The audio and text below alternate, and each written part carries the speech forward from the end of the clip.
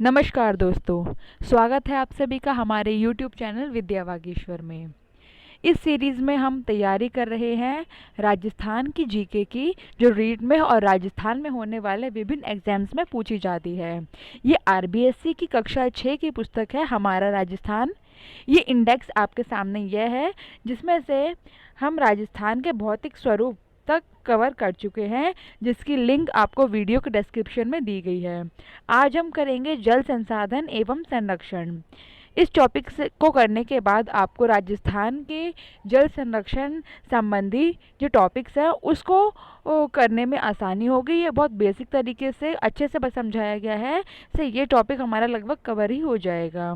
इसके बाद हम इसके अभ्यास भी करेंगे, जिससे हमें यह भी पता चलेगा कि ये कितना हमारे लिए इफ़ेक्टिव रहा ये चैप्टर। तो चलिए चैप्टर को पढ़ना शुरू करते हैं। अध्याय 7, जल संसाधन एवं संरक्षण।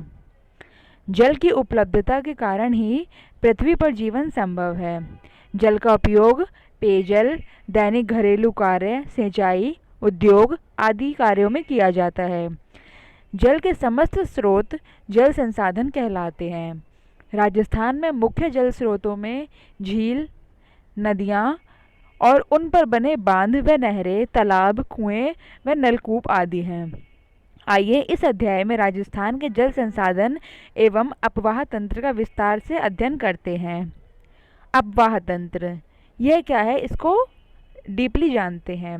धरातलीय बनावट और भूगर्भिक संरचनाओं के आधार पर किसी नदी तथा उसकी सहायक नदियों द्वारा निर्मित जल प्रवाह का विशेष व्यवस्था को अपवाह तंत्र या प्रवाह प्रणाली कहते हैं। यह पूछा जा सकता है कि अपवाह तंत्र या अपवाह प्रणाली किसे कहते हैं, तो वह किसी नदी या उसकी सहायक नदी द्वारा जो जल प्रवाह की व्यवस्था है वह अपवाह तंत्र कहलाती है। दो अपवाह क्षेत्रों के मध्य की उच्च भूमि जो वर्षा जल को विभिन्न दिशाओं में विभक्त कर प्रवाहित करती है उसे जल विभाजक रेखा कहते हैं। जैसे राजस्थान में अरावली पर्वत। यह भी जाने साइड में बॉक्स, ऐसी छोटी नदियाँ जो आगे चलकर किसी बड़ी नदियों में मिल जाती हैं उन्हें सहायक नदियाँ कहा जाता है। तो सहायक नदी वो होती है जो किसी बड़ी नदी में आके मिलती है। अब हम जानेंगे राजस्थान के अपवाह तंत्र के बारे में। राजस्थान के अपवाह तंत्र को मुख्य रूप से 3 भागों में बांटा गया है। सबसे प्रथम है बंगाल का खाड़ी अपवाह तंत्र, अरब सागर का अपवाह तंत्र और आंतरिक अपवाह तंत्र। सबसे प्रथम के बारे में जानते हैं, बंगाल की खाड़ी का अपवाह तंत्र। अरावली पर्वत का पूर्वी भाग में बहने वाली जो नदियां हैं, जैसे बनास, काली सिंध, पार्वती आदि नदियां चंबल में प्रवाहित होकर और फिर यमुना नदी में मिल जाती हैं तथा यमुना नदी गंगा नदी में। अतः अंत में गंगा नदी का जल बंगाल की खाड़ी में मिल जाता है। अतः इन नदियों को बंगाल की खाड़ी अपवाह तंत्र कहते हैं। अर्थात किसी नदी का उद्गम राजस्थान में हुआ या कहीं और से भी हुआ, बाद में वो जाके यमुना और फिर तत्पश्चात गंगा में मिल गई और गंगा के बाद वह बंगाल की खाड़ी में गिर गई, तो इस तंत्र को हम बंगाल की खाड़ी का अपवाह तंत्र कहेंगे। अरब सागर का अपवाह तंत्र। अरावली पर्वत से पश्चिमी भाग में बहकर अपना जल अरब सागर में ले जाने वाली माही, लूनी, साबरमती, पश्चिमी बनास एवं इनकी सहायक नदियाँ को अरब सागर अपवाह तंत्र कहते हैं। अर्थात जो नदियाँ राजस्थान या बाहर से आकर अरब सागर में गिरती हैं पश्चिमी ओर, वह अरब सागर का अपवाह तंत्र कहलाता है। अब तीसरा है आंतरिक अपवाह तंत्र। ऐसी नदी किसी समुद्र तक ना पहुंचकर स्थल भाग में ही विलुप्त हो जाए या किसी झील में मिल जाए उसे आंतरिक या भूमिगत अपवाह तंत्र कहते हैं। राजस्थान में बहने वाली घग्गर, बाणगंगा, कांतली, साबी, रूपरेल, रूपारेल, मेढ़ा आदि नदियाँ आंतरिक अपवाह तंत्र के उदाहरण हैं। तो इनके उदाहरण भी हमें याद रखने हैं, क्योंकि 1 मार्क्स क्वेश्चन में रीड में यह क्वेश्चन पूछा जा सकता है कि मान लीजिए एक क्वेश्चन ये भी पूछा जा सकता है कि बाणगंगा, घग्गर और साबी नदी किस अपवाह तंत्र का उदाहरण है? इस प्रकार क्वेश्चन बन सकता है। तो इनके उदाहरण भी याद करना बहुत ज़रूरी है। चलिए और विस्तार से जानते हैं। राजस्थान की प्रमुख नदियाँ। सबसे पहले हम जानेंगे चंबल के बारे में। इस नदी का उद्गम मध्य प्रदेश में विंध्याचल पर्वत है। यह राजस्थान की सबसे लंबी व एकमात्र वर्ष भर बहने वाली नदी है। प्रश्न यह बन सकता है कि राजस्थान की वह कौन सी नदी है जो वर्ष भर बहती है और सबसे लंबी नदी है? इसका आंसर होगा चंबल। राजस्थान में यह नदी चित्तौड़गढ़ जिले में भैंसरोडगढ़ से प्रवेश कर कोटा, बूंदी, सवाई माधोपुर, करौली और धौलपुर जिले में बहने के बाद उत्तर प्रदेश में यमुना नदी में मिल जाती है। तो इसके क्षेत्र कौन कौन से हैं? चंबल नदी राजस्थान के चित्तौड़गढ़ में भैंसरोडगढ़ से प्रवेश करके कोटा, बूंदी, सवाई माधोपुर, करौली, धौलपुर जिलों में बहने के बाद उत्तर प्रदेश में यमुना नदी में मिल जाती है। इसकी प्रमुख सहायक नदियां हैं बनास, बेड़ज, कुठारी, काली सिंध, पार्वती आदि। राजस्थान का औद्योगिक नगर कोटा इस नदी के किनारे स्थित है। एक और इम्पॉर्टेंट क्वेश्चन बन सकता है कि कोटा नगर निम्नलिखित में से किन नदियों के किनारे स्थित है? क्योंकि ये फेमस पॉइंट इसमें दिया गया है जो बहुत ही इम्पॉर्टेंट है कि कोटा एक औद्योगिक शहर के रूप में है और यह चंबल नदी के किनारे है। अगली नदी है बनास। बनास नदी राजसमंद जिले में खमनौर की पहाड़ियों में जन्म लेती है। इसका उद्गम स्थल हमें याद रखना है, राजसमंद जिले में खमनौर की पहाड़ियाँ। यह राजसमंद, चित्तौड़गढ़, भीलवाड़ा, टोंक जिलों में बहकर सवाई माधोपुर में रामेश्वर के निकट चंबल नदी में मिल जाती है और यह एक मौसमी नदी है। पूर्णतः राजस्थान में बहने वाली यह सबसे लंबी नदी है। पूर्णतः राजस्थान, अभी इससे पहले हमने जाना था कि सबसे लंबी नदी जो है वो चंबल है। अब यहाँ लिखा है पूर्णतः राजस्थान, मतलब यह एकमात्र नदी जो पूर्णतः राजस्थान में बहती है, मतलब किसी और स्टेट में इसका प्रवाह नहीं है। इसकी लंबाई लगभग 480 किलोमीटर है। टोंक व सवाई माधोपुर नगर बनास नदी के किनारे पर स्थित है। अब इससे पहले हमने जाना था कि कोटा औद्योगिक नगर चंबल नदी के किनारे है और बनास नदी के किनारे टोंक और सवाई माधोपुर नगर स्थित हैं। बनास की प्रमुख सहायक नदियाँ मिनाल, कुठारी, बेड़ज, खारी आदि हैं। तो यह सहायक नदियाँ हैं। अब तीसरी नदी है लूनी नदी, ये भी बहुत इम्पॉर्टेंट है। अजमेर जिले में गोविंदगढ़ के निकट सरस्वती व सागरमती नामक दो धाराओं के मिलने से इस नदी का उद्गम होता है। तो लूनी नदी कहाँ से शुरू होती है? दो धाराएं आपको याद रखनी है, सरस्वती और सागरमती। ये दोनों धाराएं जब आपस में मिल जाती है तब ये लूनी नदी कहलाती है। अजमेर, नागौर, पाली, जोधपुर, बाड़मेर, जालौर जिले में बहने के बाद यह कच्छ की खाड़ी में मिल जाती है। बाड़मेर जिले के बालोतर तक इस नदी का मीठा जल होता है। इसके बाद जल खारा हो जाता है। अच्छा प्रश्न है, कहाँ पे इसका जल मीठा होता है, कहाँ खारा होता है? तो इस नदी का जल बाड़मेर जिले के बालोतर तक इस नदी का जल मीठा होता है, इसके बाद खारा हो जाता है। इसकी सहायक नदियों में जोजरी, बांडी, जवाई, मीठड़ी, खारी, सुकड़ी, सागी, गुहिया आदि इसकी सहायक नदियाँ हैं। चलिए और नदियों के बारे में भी जानते हैं। अब है माही नदी। मध्य प्रदेश के विंध्याचल पर्वत पर इसका उद्गम होता है। मध्य प्रदेश का विंध्याचल पर्वत, यह नदी राजस्थान में बांसवाड़ा व प्रतापगढ़ जिले में बहने के बाद खंबात की खाड़ी में मिलती है। इसकी प्रमुख सहायक नदियाँ सोम व जाखम है। अब है बाणगंगा। इस नदी का उद्गम जयपुर जिले में स्थित अरावली की बैराट पहाड़ियों से होता है। तो बाणगंगा नदी का उद्गम कहाँ से है? जयपुर जिले में अरावली की बैराट पहाड़ियों से। इस नदी का पानी भरतपुर में घना राष्ट्रीय उद्यान, जो पक्षी राष्ट्रीय उद्यान है, इसमें नम भूमि का निर्माण करता है। इसे अर्जुन की गंगा भी कहते हैं। तो अर्जुन की गंगा किसे कहते हैं? बाणगंगा को। इसके बाद है घग्गर। इस अंतःप्रवाही नदी का उद्गम हिमाचल प्रदेश में हिमालय पर्वत की शिवालिक श्रेणी से होता है, अर्थात ये उत्तरी ओर से आती है। उत्तरी राजस्थान में यह नदी हनुमानगढ़ में प्रवेश कर श्री गंगानगर में भूमिगत हो जाती है। इस नदी को प्राचीन सरस्वती नदी के अवशेष अथवा सहायक नदी भी माना जाता है। प्रश्न ऐसा आ सकता है कि किस नदी को प्राचीन सरस्वती नदी का अवशेष माना जाता है? तो वह घग्गर नदी, क्योंकि यह हनुमानगढ़ से प्रवेश करती है और थोड़ी ही दूर श्री गंगानगर में भूमिगत हो जाती है। यह राजस्थान के उच्चावच एवं अपवाह तंत्र का नक्शा दिया हुआ है, आप इसको देख सकते हैं। इससे पहले हमने जो जाना था कि राजस्थान को कितने राज्य घेरते हैं, कितनी राज्य सीमा है, तो यहाँ भी आप देख सकते हैं पंजाब, हरियाणा, उत्तर प्रदेश, मध्य प्रदेश और गुजरात है, और अंतर्राष्ट्रीय सीमा लगती है पाकिस्तान से।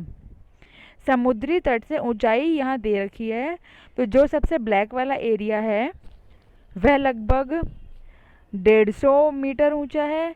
फिर जो सबसे ज़्यादा लगभग 900 मीटर ऊंचाई पे जो स्थित है वह आप देख रहे हैं बीच में जो क्षेत्र दिया हुआ है। इसके बाद हम और विस्तार से राजस्थान के अपवाह तंत्र के बारे में जानते हैं। अगला टॉपिक है राजस्थान की प्रमुख नदी घाटी परियोजनाएं। नदियों पर बांध बनाने से जल विद्युत उत्पादन, सिंचाई, पेयजल, वृक्षारोपण, भूमिगत जल स्तर में वृद्धि, बाढ़ नियंत्रण, मृदा अपरदन और पर्यटन आदि कई प्रकार के उद्देश्य पूरे होते हैं। इन्हीं कारणों से इन्हें बहुउद्देशीय परियोजना भी कहा जाता है, क्योंकि इसके कई सारे उद्देश्य होते हैं। भारत में प्रथम प्रधानमंत्री पंडित जवाहरलाल नेहरू ने इन नदी घाटी परियोजनाओं के महत्व को देखते हुए इन्हें आधुनिक भारत के मंदिर कहा। प्रश्न ऐसा आ सकता है कि आधुनिक भारत के मंदिर किससे संबंधित है? तो यह नदी घाटी परियोजना से संबंधित है।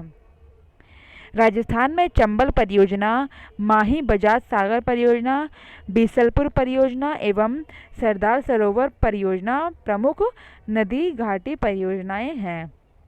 सबसे पहले हम जानेंगे चंबल परियोजना। यह परियोजना राजस्थान और मध्य प्रदेश की संयुक्त परियोजना है। इस परियोजना के अंतर्गत कुल 4 बांध बनाए गए हैं। इनमें से गांधी सागर बांध मध्य प्रदेश के मंदसौर जिले में स्थित है। राजस्थान के चित्तौड़गढ़ जिले में राणा प्रताप सागर बांध एवं कोटा जिले में जवाहर सागर व कोटा बैराज बांध है। इस परियोजना से दोनों राज्यों को जल विद्युत एवं सिंचाई की सुविधाएं मिलती हैं। इस परियोजना को भी याद रखना बहुत ज़रूरी है, इससे बहुत इंपॉर्टेंट क्वेश्चन बन सकता है कि यह परियोजना किन 2 राज्यों में है, या प्रश्न ऐसा आ सकता है कि निम्नलिखित में से कौन सी परियोजनाएं 2 राज्यों से संबंधित हैं। तो जो चंबल परियोजना है ये राजस्थान और मध्य प्रदेश से संबंधित है और इसमें कुल 4 बांध हैं। गांधी सागर बांध जो मध्य प्रदेश में है, बाकी चित्तौड़गढ़ जिले में राणा प्रताप सागर बांध, कोटा में जवाहर सागर और कोटा बैराज बांध है। इस प्रकार ये 4 बांध हैं। इसमें जो आपको पिक्चर दी गई है यह है राणा प्रताप सागर बांध की और दूसरा है माही बजाज सागर बांध की। माही बजाज सागर परियोजना। बांसवाड़ा में माही नदी पर यह परियोजना स्थित है।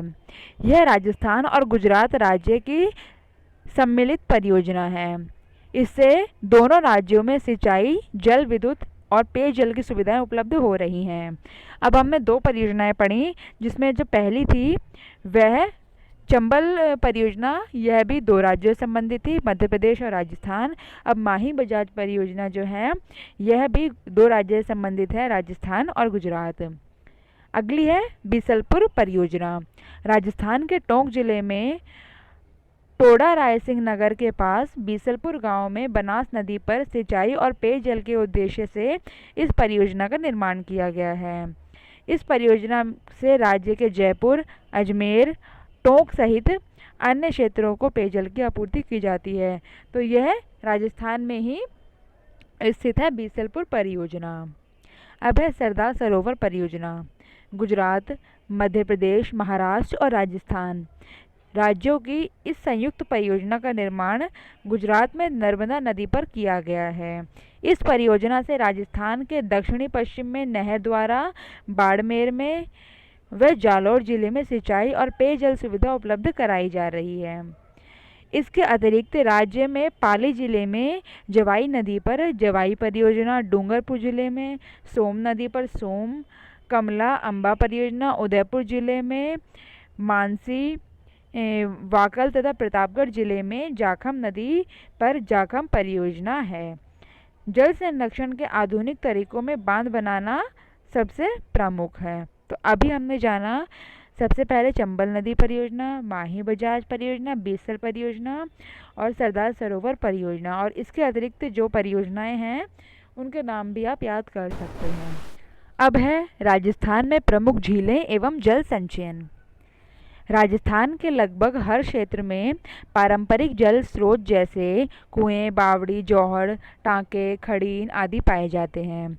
तत्कालीन राजा महाराजाओं ने जल संचयन और जल संरक्षण के लिए कई उपाय किए, जिसका उदाहरण वर्तमान में कई जिलों में देखा जा सकता है। हम सभी जानते हैं राजस्थान एक बहुत ही रेगिस्तानी और बहुत ही गर्म प्रदेश है, इसलिए पानी की वहाँ पे बहुत कमी भी है। इसके लिए कई राजा महाराजाओं ने जो कार्य करवाए हैं वो बहुत ही सराहनीय हैं और उनका जो लाभ है वो वर्तमान में भी लोगों को मिल रहा है। उदयपुर में 14वीं सदी में 19वीं सदी तक जल संरक्षण हेतु अनेक कार्यों द्वारा ऐतिहासिक जल प्रबंधन प्रणाली का विकास किया गया। यहाँ के राणाओं ने पिछौला, उदय सागर, फतेह सागर, गोवर्धन सागर, रंग सागर, स्वरूप सागर, जना सागर आदि झीलों का समय समय पर निर्माण करवाया एवं नहरें बनाकर आपस में जोड़ दिया। इससे वर्षा ऋतु में जल एक के बाद दूसरी झील में स्थानांतरित हो जाता है। इन सभी झीलों के कारण ही उदयपुर को झीलों का नगर कहा जाता है।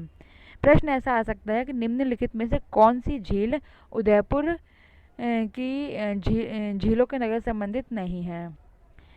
इसके बाद है जयसमंद झील का निर्माण मेवाड़ के महाराणा जय सिंह ने सन 1687 से 1691 तक गोमती नदी पर करवाया। तो जयसमंद झील कहाँ पर है? गोमती नदी पर। और किसने करवाया? महाराणा जय सिंह ने सन 1687 से 91 के बीच। यह विश्व की मीठे पानी की सबसे बड़ी मानव निर्मित झील मानी जाती है। यह भी अच्छा प्रश्न है। अजमेर में स्थित पुष्कर एवं धार्मिक महत्व की प्राकृतिक झील है। आना सागर भी अजमेर की एक प्रसिद्ध झील है। सिरोही के माउंट आबू में स्थित नक्की झील राज्य में सर्वाधिक ऊंचाई पर स्थित प्राकृतिक झील है।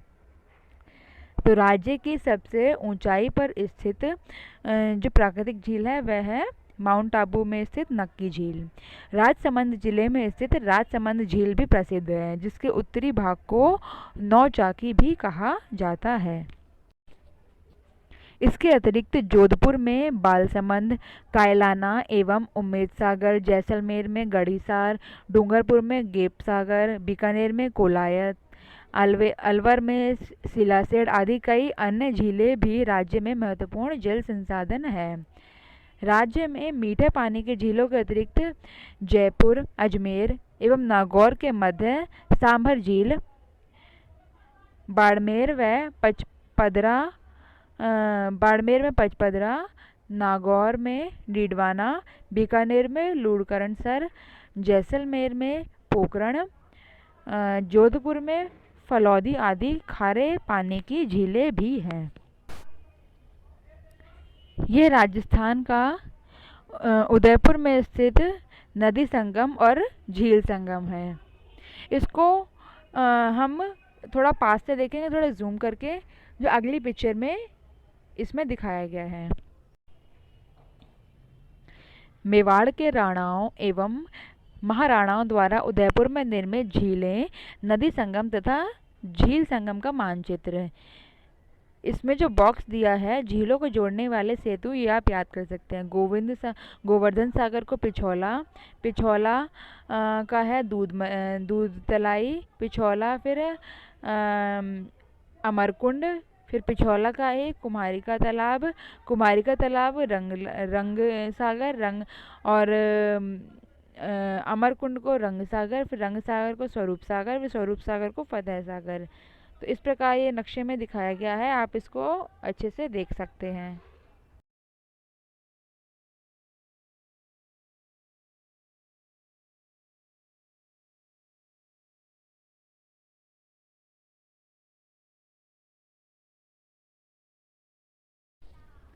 सबसे लास्ट टॉपिक इस चैप्टर का जल संरक्षण।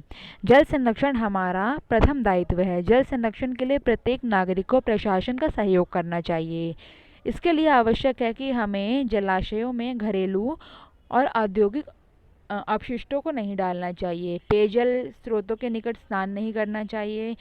इनके साथ साथ जल संचयन, जनसंख्या नियंत्रण, सिंचाई की उन्नत विधियों का प्रयोग, वृक्षारोपण में वृद्धि, भूमिगत जल का विवेकपूर्ण उपयोग और जल का पुनः उपयोग आदि प्रयत्नों से जल का संरक्षण भी किया जाना अति आवश्यक है। अधिक वर्षा वाले क्षेत्रों से जल को नहरों द्वारा कम वर्षा वाले क्षेत्रों में पहुंचाकर जल जीवन और उद्योगों के लिए अनुकूल परिस्थितियां सरकार द्वारा उपलब्ध करवाई जा रही हैं और लोगों को भी इनका सहयोग करना चाहिए। वर्तमान में रूफ टॉप जल संचयन एवं वाटर हार्वेस्टिंग तकनीकें बहुत प्रचलित हैं। रूफ टॉप जल संचयन विधि में घर की छत पर गिरे वर्षा के जल को घर के नीचे बने कुएं में एकत्र किया जाता है। वाटर हार्वेस्टिंग तकनीक द्वारा वर्षा के व्यर्थ बहने वाले जल को भूमिगत किया जाता है। पश्चिमी राजस्थान में प्राचीन समय से ही यहाँ के निवासी टांका, खड़ीन, जोहड़ आदि का निर्माण कर वर्षा जल का संग्रहण व संरक्षण करते हैं। इन तकनीकों को बृहद स्तर पर अपनाने की भी आवश्यकता है। अब कुछ महत्वपूर्ण शब्दावलियां दी गई हैं, जैसे भूगर्भ, अपवाह, टांका, खड़ीन, जौहड़। आप वीडियो को पॉज करके इनका अर्थ जान सकते हैं। प्रश्न है, बनास किस नदी की सहायक नदी है? चंबल, लूनी, बाणगंगा और माही। इसका सही आंसर है ऑप्शन ए, चंबल। इसके बाद क्वेश्चन 2, माही बजाज सागर परियोजना कहाँ स्थित है? तो यह है बांसवाड़ा में। तो इसका सही आंसर है बांसवाड़ा। अति लघु उत्तर आप जो प्रश्न है ये देख सकते हैं और इस चैप्टर को और अच्छे से समझ सकते हैं। इसके बाद के क्वेश्चंस भी हैं, आप इनको भी पढ़ लीजिएगा। धन्यवाद, मिलते हैं नेक्स्ट वीडियो में।